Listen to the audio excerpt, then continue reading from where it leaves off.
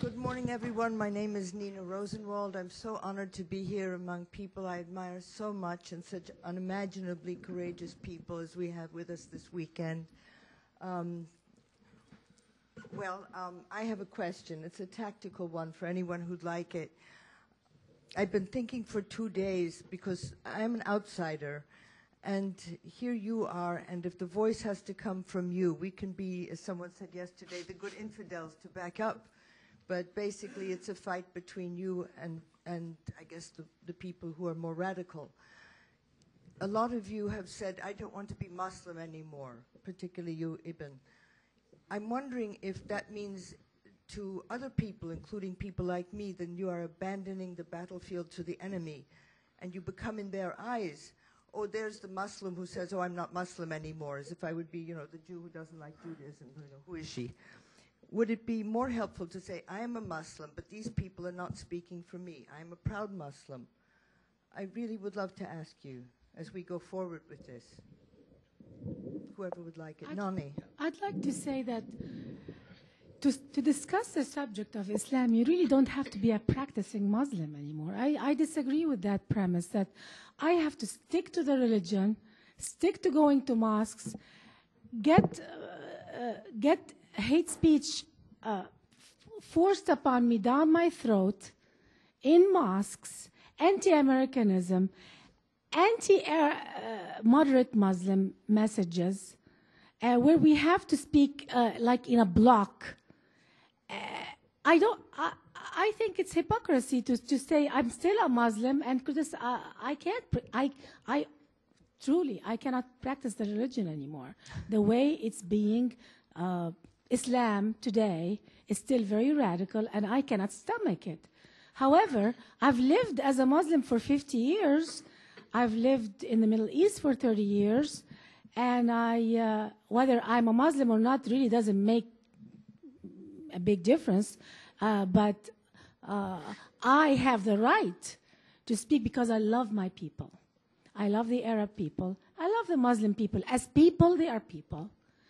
And I feel that I have a duty, because I live in the United States, I live in the freedom, just like Tashbih just said. We have a golden opportunity to impact our culture, to impact our religion, to reform. It doesn't really matter whether we practice or not. Do you know that in the United States, more than half Muslims don't even practice the religion? They call themselves Muslim because they were born Muslims, and they don't practice anymore. Why should I be a hypocrite and say, I'm still a Muslim, and that's why you should believe me? You should believe me anyway. I'm a human being before anything else. So, I mean, if you're... So I believe that this thing of being practicing or non-practicing Muslim is beside the point. Most Muslims don't pray 5 times a day. Trust me.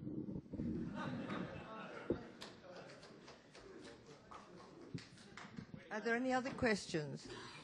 Yes, dear. Go to the microphone, please. Thank you.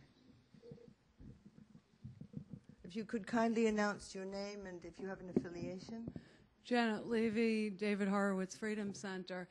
You know, yesterday and today we've spoken a lot about the concept of ijtihad, reforming Islam, and I'm wondering how realistic that is. I mean, there are strict rules as to who can perform ijtihad, who can exercise it, and how it can be done. You take the concept of jihad in the Quran, and 97% of the time it's a violent jihad. Only 3% of the time it's about an inner struggle. So I'd like someone to address this whole idea of ijtihad.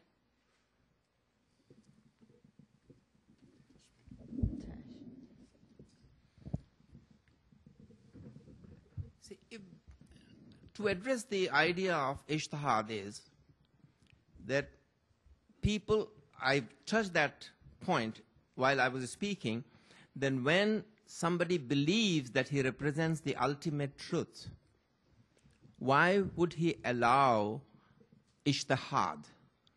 To find out, to allow some people to research and say it's not an ultimate truth? That is the fear that prompted very early Muslim imams to banned the institution of inquiry. That happened when the Mutazilites in Abbasid period, because of the influences that because of their influence of Hellenistic literature and philosophy that they were translating, that they started arguing and bringing up the subject that Quran may be a created. It may not be a divine book. And some of them were punished, some of them were banned, and at that particular time, the whole institution of research and ijtihad and inquiry and individual reasoning was banned. So, my point is that when people say that Islam cannot be reformed, or some people say, no, there is a possibility of reprobation. And I will bring to the first question myself. Whenever I speak and I criticize certain tenets of Islam, invariably there is a question always asked to me that if you have so many reservations, why are you still a Muslim? Why don't you leave when you believe there is so much wrong with Islam? Now, it's a matter of tactics. Some people, when they find so much wrong in the family that they were born in, they decide to leave that family. That's okay with me because that's a matter of choice. But then, the moment they move out, they leave others in the hold and prison of darkness. I decided that I will stay and fight from within. And this is my importance because when I talk as a Muslim, I can use the same language, the same scriptures, the same hadiths that the violent Islam is using to advance the causes of jihad. I can use the same scriptures, same passages to counter them. Thank you. Wafa. I personally don't believe Islam can be reformed unless we can recreate a totally new belief system and keep the name. But whoever claims, change the head and keep the hat. So, but whoever claims he can should be given the chance to do it. Thank you. Thank you. Sir, your My name name and is if you have an Montasir. affiliation. No affiliation. I'm sorry? Your name and if you Montasir, no affiliation. no affiliation, yes. My question is to the last speaker. What you did is you judge Prophet Muhammad means and tools and tactics by the 21st century. Tools and means and tactics. I agree that Islam needs reforms.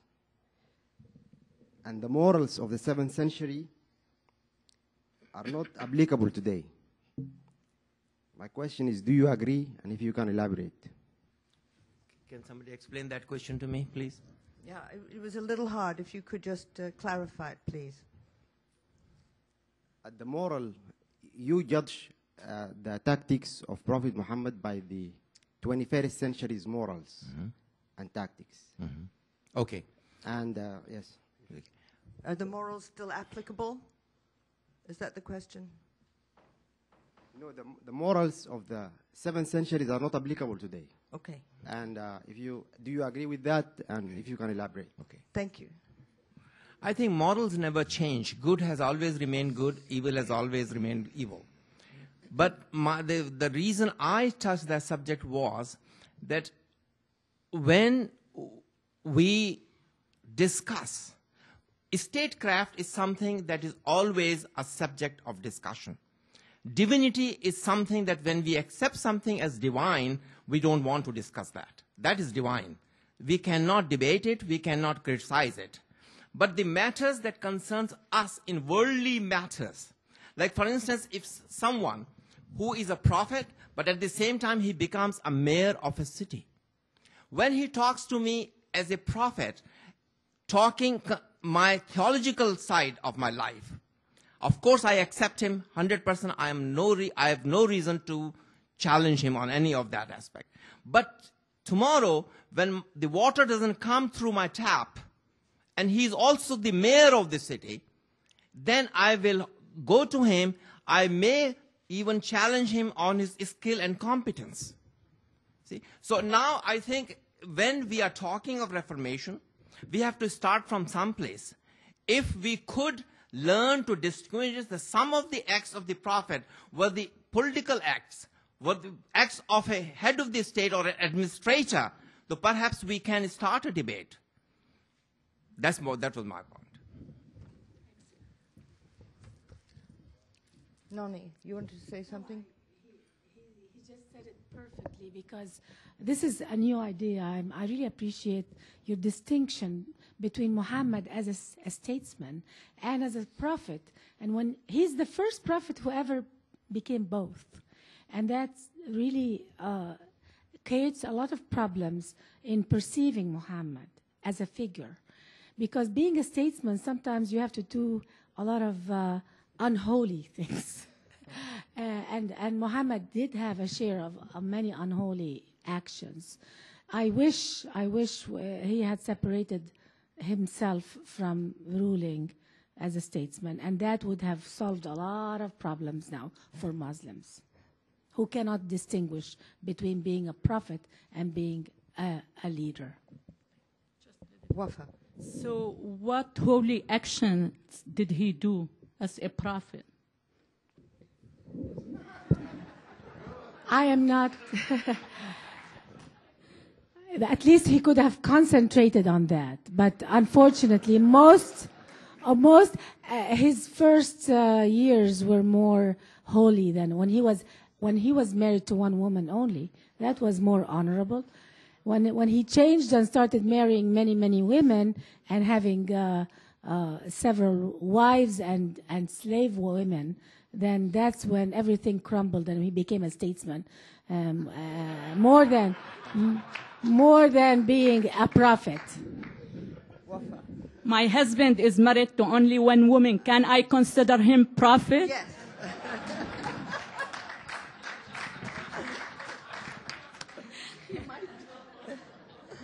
Sir, tell us your name and affiliation, if any, please. Thank you. What did you say? If you could kindly tell us your name and if you have an affiliation you would care to share with us. My name's Gordon Gam. I'm with the Boulder International Humanist Institute. First of all, I wanted to say that the quality of this conference I've been most impressed with, and the scholarship of the people who are on these panels and the presentations that they've made. My sense of what I've seen so far has been that much of the presentation has been about the flaws of Islam and some of the horrific things that have been a result of the ideology of Islam, and a message, a very passionate imploring of people to be more outspoken in their speaking out against some of these atrocities and mindsets. The issue remains about how do we do that? What is the best way to change what I call the authoritarian mindset?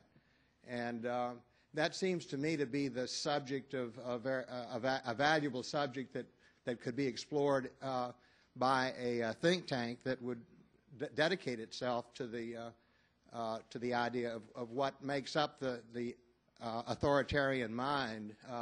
It applies both to Islam as well as to Christian fundamentalism.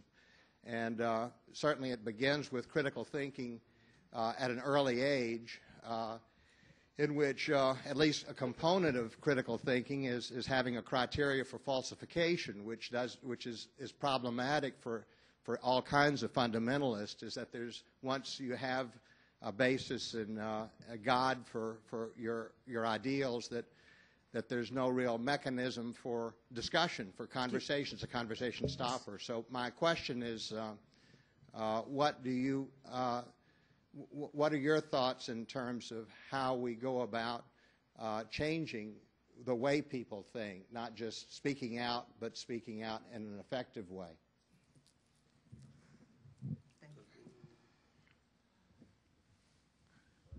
the task is an uphill task, but it has to start somewhere. Today, if we look at the existing infrastructure, perhaps the observation of many people that Islam cannot be reformed is correct. But if we say that Islam cannot be reformed, then somebody has to tell me what we are going to do about 1.2 billion people.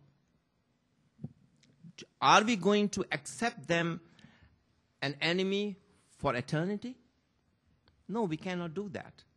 But we will have to find a way to bring them to enlightenment as the Christians found a way to be enlightened in post-Martin Luther era. How can we do that? We will have to start by challenging and trying to institute an institution of criticism and debate. That is not allowed. See? Unless we have the institution of debate in a community, that community cannot be reformed. And that's where my efforts comes in. I want to start a debate, just a debate. And let's see how that debate concludes.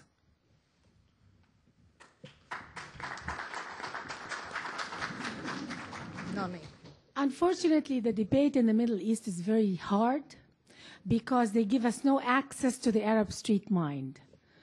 The United States, after 9/11, before invading Afghanistan, asked several Arab newspapers to post full-page commercials by the United States government to tell the Arab street why we're invading Afghanistan.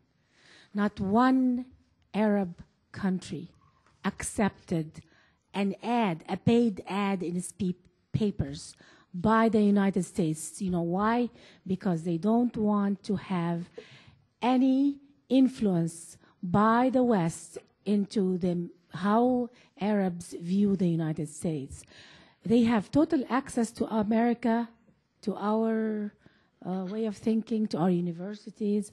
They give us zero access in the Middle East, and that's the major problem. How do we get access to speak to the Arab people and to the Muslim people? It is sealed, and that's a major, major problem. Ibn? We at the Center for Inquiry often hesitated. We always wanted to do a conference on secular Islam in Islamic countries, but we were obviously faced with this problem of whether we were in fact going to place the secularist in Islamic countries in danger. And we've been debating this on and off for 10 years. So finally, we summoned up the courage to hold a conference here. But it is, it's in the Islamic world, of course, that the changes will have to come about. And it's up to secularist human rights advocates who are very courageously battling on in the Islamic countries to do something about it. But a conference like this, we hope, will have a liberating effect on them in the Islamic countries. We cannot tell them what to do, but we hope that we who live in the free West, where we still have a modicum of freedom of expression, unfortunately things like political correctness and self-censorship tends to stifle us even here. We have a duty to speak up freely, and this was one of my points that I wanted to make this morning about Quranic criticism. Unless we encourage Quranic criticism, unless we encourage Muslims to look at their holy scriptures in a critical manner, then we will never have any change. And talking about ijtihad, of course, classically speaking, it was only suitably qualified ulamas, religious scholars, who were allowed to pronounce on matters of faith.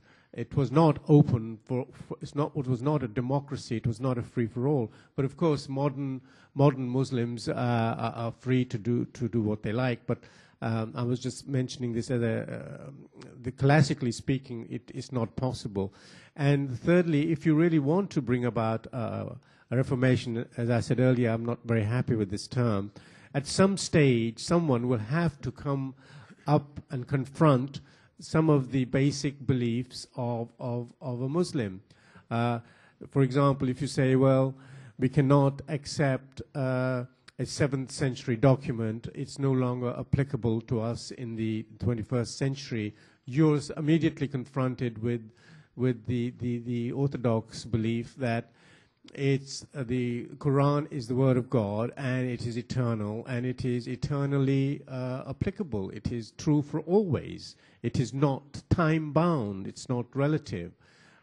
So you will have to confront that issue. That somewhere someone will have to say we don't accept the orthodox view. It's no good pretending that it doesn't exist and that the real Islam was for democracy and that the real Islam was for women's rights. I think that leads to what I call intellectual dishonesty and tinkering. Finally, sorry I'm taking so long, the issue of why I don't call myself a Muslim, because I'm not a Muslim. It's an intellectual thing. I no longer believe, I'm a skeptic. I no longer believe in the historical validity of the Quran. I think Quran is very much a human document. It probably evolved. Islam did not come fully fledged. Was not did not just come out of the sky. It took several centuries to develop. There is a history behind it, and it's very much a human history, and we can explain it by the normal mechanisms of human history. Thank you. Wafa, did you want to say something? I was asked many times this question, what can we do with 1.3 billion Muslims? And in my opinion, what we need is to guarantee their freedom of belief. Muslims must be able to freely practice Islam and to freely reject Islam without the fear of being stoned or killed. They must be exposed to different belief systems, to different ideas, to different cultures. We have been hostages of our own belief system for 1400 years. We have never heard what's going on behind the walls of our prison.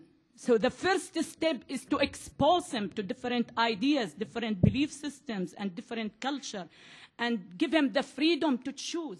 This is the most important step, I believe. Thank you. Yes, can I quickly add something to that? Yeah. Absolutely vital point that Wafa is making here, and something which I was unable to read because of lack of time. I will give you some statistics. This is the idea behind this is opening up to the Islamic, especially the Arab world, to outside ideas, alternatives, different points of view. This was a report published by the Arab Human Development Committee, published by the United Nations Development Program. It was drawn up by Arab intellectuals, okay? We learn, quote, the total number of books translated into Arabic in the last 1,000 years is fewer than those translated in Spain in 1 year. Greece, with a population of fewer than 11 million, translates 5 times as many books from abroad into Greek annually as the 22 Arab countries combined, with a total population of more than 300 million. I think very telling statistics. I was wondering if I might sort of be very abusive and ask if you might stay another 10 minutes, because there's such a passion, obviously, for this topic. We don't mind. You don't mind. Well, anybody who would like to leave is welcome to. And I also do want to thank Benafshe, Elio, and John for such an incredible experience. So we shall continue. I don't know if we want to make the questions very short and the answers very short to get everybody in. My name is Ali Salehi. Yesterday I make it very long. question very short, but today, Mrs. Darwish, you were mentioning about the Hezbollah flags against or compete with the Saudi Arabia flag. For the public information, the Hezbollah flag is 100% look like a Iranian Revolution Guard flag, only one different. Hezbollah is yellow, and the Iranian Revolution Guard flag, it is the olive color. For the public information, that's number one. My question is, from past 1,400 years, we have a 1.2 billion Muslim around the world. Muslim now, they are not belonging to the Arab country. From Malaysia, China, even in United States and South America. My question is, how is possible that you put a Shia Muslim and Sunni Muslim together to do reform for the Islam?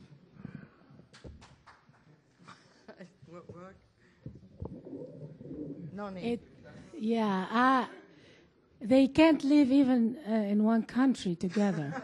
So I don't know. It's going to be a very difficult. I mean, put aside even reforming Islam itself, but making them get along is another major problem.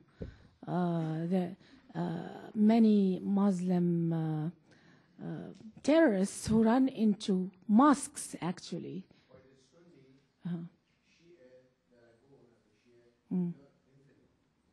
I'm what? An infidel. Oh, absolutely. Absolutely. So the problem,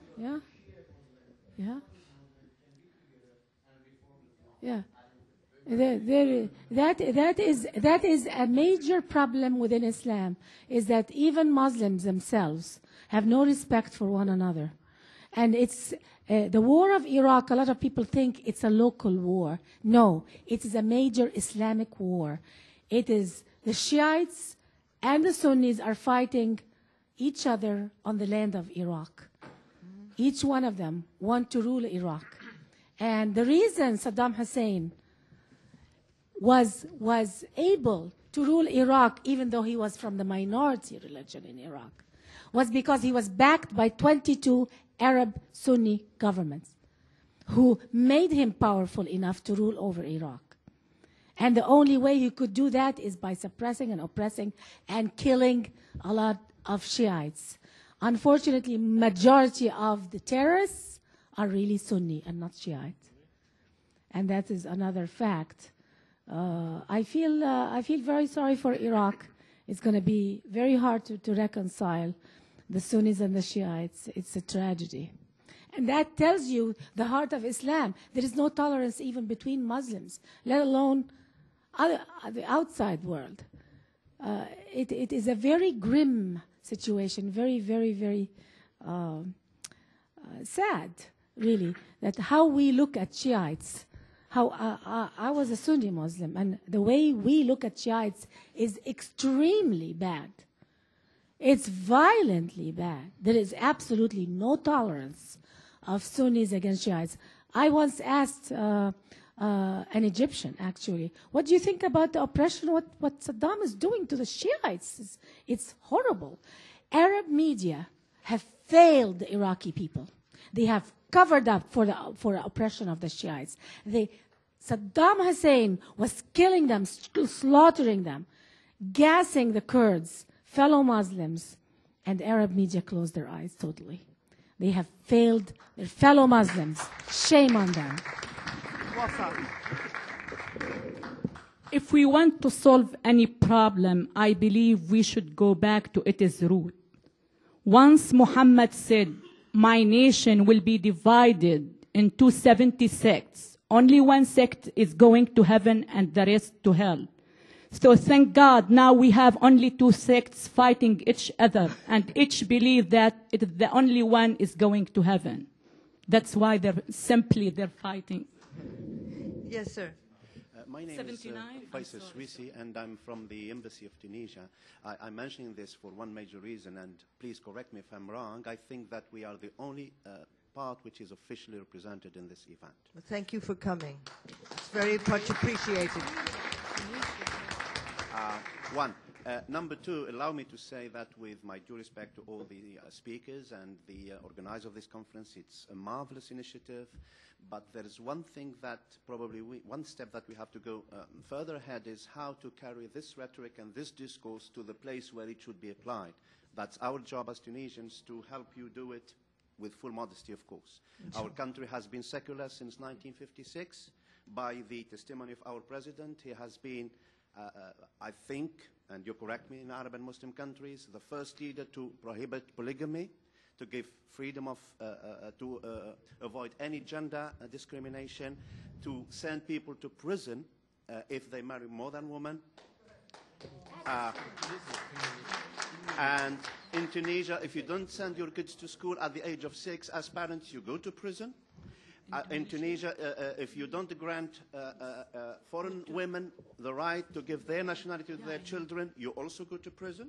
In Tunisia, women have never required this kind of exit permit from their husbands to go abroad, as it happens. I'm saying this not to be boastful, but I'm saying this just to put some order in our house, if you allow me, by saying that I don't like to be mixed up with all Muslim countries, because there are 52 Muslim countries by the standards of the Islamic Organization. So far, you have been referring to only 3 or 4. What about the 48? I think they need some kind of respect for the efforts that they have been making, for the investment they have been undertaking, and I hope that we can try to work together to try and bring some kind of reform in the Arab countries. We have embarked on this reform as early as 1956. Just one quick example. In Tunisia, the status of the woman was drafted before our constitution. That means that the importance of women was at the forefront before our constitution. So I think that the efforts we have undertaken in this context should be, I think, mentioned, yes, at least in a fora like this. I'm saying this just to end up by one quick invitation. In Tunisia, our president has launched some 5-6 years ago the chair of Ben Ali for the dialogue between religions and civilizations. This is an open invitation for all of you if you want to transpose this discourse to an Arab, Islamic, secular context. This is an open invitation to any one of you who would like to go there. Thank you so much. We very much hope to be able to work with you. The last initiative is going, it's by mere coincidence, it's a seminar that is entitled Islam, Faith or Reason. It's going to be held on, don't quote me please, I think it's March the 19th. Unfortunately, it's too late now probably to participate. If you are interested, get in touch with me. I will put you in touch with the organizer there. There are at least 2 to 3 events of this kind being organized in Tunisia on a yearly basis. All scholars from all the world convene without any discrimination, without any risk, without any fear, fully guaranteed. You're welcome anytime. Thank you very much for your invitation. I want to congratulate the country of Tunisia from Egypt. I'm very proud that when I was a child in Egypt, we always looked at Tunisia as this, it's a little bit ahead of its time. And Habib Bourguiba was the president, and I remember even many Egyptians would envy Tunisia by saying that, oh, they have such liberation, they've liberated their women, they have rules and laws to protect them from radicalism, and it's true, we should give credit where credit is worth, like Tunisia, Turkey. Actually, President Anwar al-Sadat and Jihana Sadat wanted to attempt so much reforms in Egypt, but unfortunately, because we are closer to the area where it's, Tunisia is a little bit geographically away from the problems. We are so close, our Egypt and Saudi Arabia and this area is a little bit hard to change. But congratulations, and I really welcome you, sir, to this conference. Perhaps we could just take the last 3 questions together and then answer them together, just in the interest of people who would like to have lunch. Okay, so I'll make it quick. My name is Jessica, and unlike most people here, I'm just simply a person who's been trying to understand Islam in the Middle East since 9/11. But I respect everyone who's here and all the panelists. Incredible courage. I've just, since unfortunately, Saudi Arabian Islam seems to be the form of Islam that is most exported from the Arab world. And I've just read that Bush has sort of has increased our friendship with Saudi Arabia because he believes that Iran is the greater threat. And the comparison his spokesman made was sort of our connection with Russia during World War II against Hitler. What do you all think about that, as Saudi Arabia not being perhaps the greater threat in the end? Thank you. 4 more questions. Quickly. Hello. Oh, she said we were going to do all the I questions. thought we would sort of take 4 and then just, otherwise we'll be here till dinner. Yes, dear. Hello, my name is Jamie Kozacek. I just have a really quick question. I just wanted to know if each panelist could please answer whether or not they think a practicing Muslim can be a good American. Thank you. Hi, my name is Nick Wariglia. This question is for Mr. Wark. You mentioned that you didn't like the phrase Reformation, and then you suggested that there be committees, Islamic committees, to introspect the Quran and try and submit recommendations to change some text in the Quran. My question is, when the Catholic Church wanted to do that, we had the Pope to change doctrine. Who would actually be implementing in Islam the change of the Quran? What body of imams? Would it be an imam? Would it be religious clergy? Would it be a head of state, etc.? Thank you. Last 2. I have a very short comment to my Tunisian friends. In my speech yesterday, I mentioned that there are 4 Muslim countries, majority Muslim countries, which are really, really very secular: Morocco, Tunisia, Senegal, and Tatarstan. Mr. Kabir made a beautiful report of how Tatarstan became a secular country. So yes, there are positive developments in some Muslim countries. Thank you. Thank you very much. Ibn, would you like to start? Yes, a very quick word. I did not suggest that we sit down together with the committee and go around changing the Quran. No, I was thinking of a group of scholars who would study the Quran in a critical way, suitably armed with all the philological skills, and not many of us, unfortunately, have these skills. We need mastery of at least 3 of the Semitic languages. No, I was suggesting that a Quranic institute be established with scholars from, for example, the University of Saarland, who are so armed. They have the necessary linguistic skills, and eventually envisage a critical edition of the Quran, which still does not exist. I'm not at all interested in sitting down and tinkering with the Quran to make it more sanitized version or something. I mean, no, that was you misunderstood completely. As for Saudi Arabia, I've never understood even in realpolitik terms why successive American governments have continued to consider Saudi Arabia an ally. It just does not make sense to me at all. I know people will reply.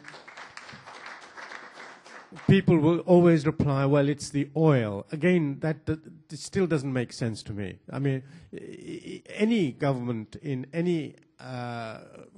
Saudi Arabia will have to sell the oil. I've never understood what the rationale is for continuing to consider a country an ally when it's continuing to export terrorism. You just have to read the textbooks. Now, I gave you an example on Sunday. What I read was from a Saudi Arabian textbook. It's preaching hatred of the West, supposedly against a country that we are supporting. So it's crazy. It's just crazy. I would like to answer the question of this young lady. It is impossible to be American and Muslim at the same time. We were taught at very early age, in order to be Muslim, you have to believe in Islam as a religion and as a state. There is a special section in Islam where people are taught to be loyal first to their Islam and to their Muslim fellow, regardless of their citizenship. So you cannot, I believe, be American and Muslim at the same time. The only Muslims who can really be good American citizens are Muslims who are practically non-practicing, or who don't go to mosques, or who have liberal views. But a real devout who follows the book 100%, his loyalty number one is to the mission of jihad and conquering the world for Islam, and that's in complete opposition to American democracy. No one wants to leave. Maybe there are two questions here from Zaino and Taufik. Maybe you'd like to go to the mic so we can all hear you? Okay, dear. Zaino, did you want to say a word, dear? Just one small comment, and I would like first to thank the Tunisian government for this wonderful invitation. And also, I would like to mention now this issue, that it is wonderful to have a secular government, but our real success is to create secular society, to make people themselves secular. This is the only guarantee that secularism can survive. Thank you so much.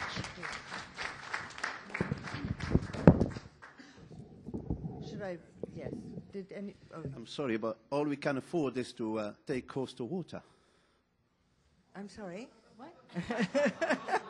He said it in Indonesian. Oil is close to water. Oil is close to water. I think, dear, it's a bit late. Everybody has been enormously patient. Can I touch on one very quick thing? What, dear? I think it's absolutely crucial. I will try to keep it as succinct as possible. Could you tell us who you are, dear? Yes, my name is Raquel Levita Sharazvati. I'm here with Project Ijtihad, actually. And I wanted to touch on what I just heard about being American and Muslim.